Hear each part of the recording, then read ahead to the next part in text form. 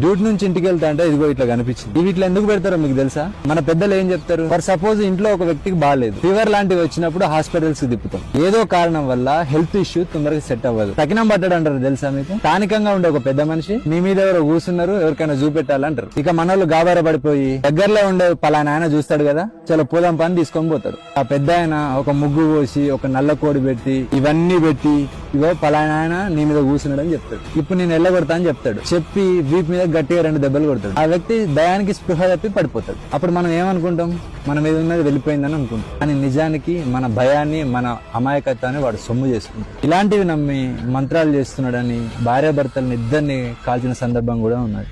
వీటిని ముట్టుకుంటే నిజంగా ఏమన్నా అవుతుందా?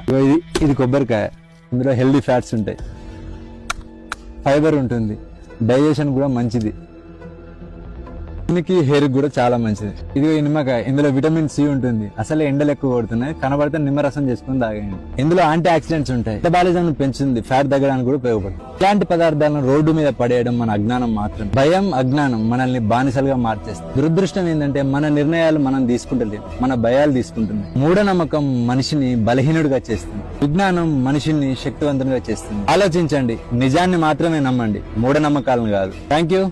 జై హింద్.